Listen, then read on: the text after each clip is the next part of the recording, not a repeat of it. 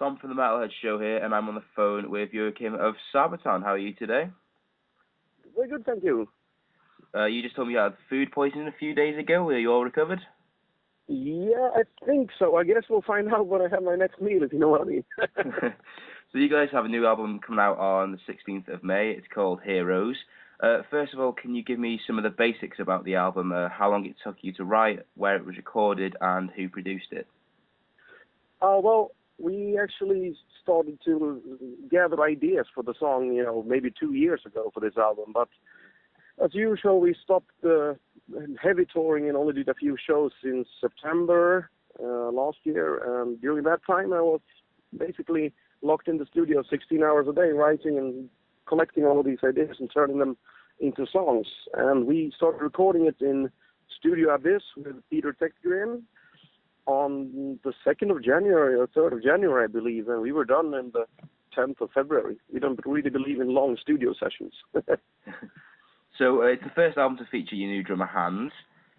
Can you tell me what you feel Hans has brought to the album? Well, I'd have to say it's actually a groove we didn't have before. Technically he's really good. He was in a band called Evergrey before, but at this point I was really surprised by how he could make, even the most static beat groove. I want to move my butt when I hear him drumming, if you know what I mean. Yeah. So can you tell me a little bit about the musical content on the album and how it compares to your last album, Carolus Rex? Well, I'd say actually it's not a Carolus Rex Part 2. It's still very, very much Sabaton, but I'd say there are a little bit less symphonic elements and more back to metal elements. So I'd say it's more of a sister of our previous album from 2008 called The Art of War. Yeah. The cover art of it also is all Sabaton, so it's obviously very epic. Can you tell me the inspiration behind the cover art, some of the song titles, and also the lyrics on the album? Yeah, we actually asked our art designer, Peter Salai, to give us something, full of power and energy, but also not so happy, a bit darker. Because, as in life, war is not black or white, especially not in war. It's all kinds of shades of gray. And he gave us a artwork with one soldier punching another, in the middle of a battle scene. And we really liked the energy of that. And then he also made, calmer artwork where, it also reminds us a bit of a, what's it called, a war monument, to remembering the dead. And we also liked that one and couldn't really decide. So they're all going on different editions. And our bass player Per said that, it's kind of crap when you get a special edition and the only thing that's special about it is a sticker on the cover. So what sort of topics are you singing about on the album?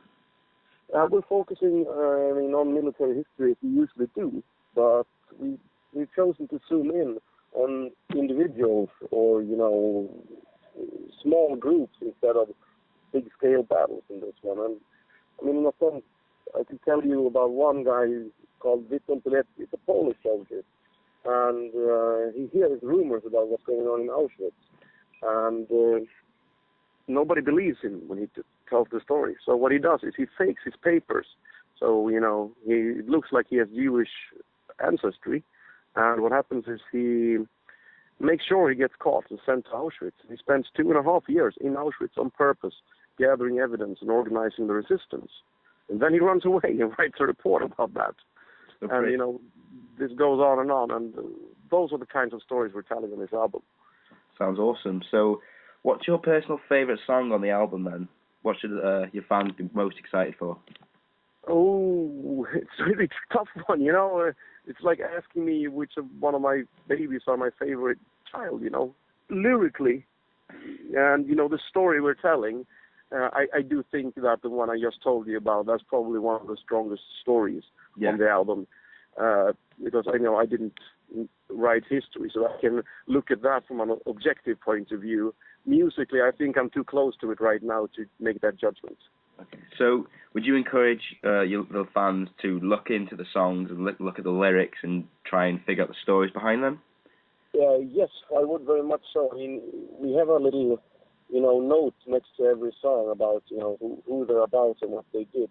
So you could easily just Google them or go to Wikipedia and see what these people did, because we spend a lot of time researching this, and I think it gives an extra dimension to the music. Awesome. So the album also features 3 bonus tracks and their covers of Metallica's For Whom the Bell Tolls, Battle Beast's track Out of Control, and apologies if I say this wrong, but is it Raubitier's track En Hjältes Väg? Yeah, very good. Hey, so my Swedish, man. Thank you. So how did you pick these 3 particular songs? Well, it's quite easy, actually. For Whom the Bell Tolls, it's, we all like Metallica, but that was the first song Per, our bass player, ever played live. And I think it was also Hannes, our drummer's first song he ever learned to play on the drums. Then when it comes to Out of Control, which is a Battle Beast song, we basically chose it because, we love the band, and the last album they put out is probably one of the best I heard in quite some time. And when it comes to Raubtier and Hjältes Väg, it's a bit of a, our guitar player Tubbe used to be in that band. I sang that as a duet with him before live, and also, this translation of En Hjältes Väg is the way of the hero. So it ties in well with your album then? Yes. So you guys will be playing Download Festival in the UK later this year. You guys excited for it? Yes, it'll be fun. I've been hearing about this festival. We've been playing for 15 years and never went there before, so I'm looking forward to it. Awesome. So other than Download, do you plan on playing any other shows in the UK, perhaps at all later in the year? Yes, we are actually looking into it right now, and as things look right now, we will be touring UK heavier than we ever have as a headliner, I believe. Really? Yeah, sounds good. So a final question, are there any last words you'd like to say to get your fans pumped for the new album? Well, I could say, it's the best album we ever made, check it out, but I wouldn't be honest, because, I think, whichever album is the best one is up to the listener. So I guess I want to say, give it a shot and we'll find out what you think. Awesome. So, well, thanks for speaking to us. All the best for the new album and for the rest of 2014. Well, thank you very much, sir.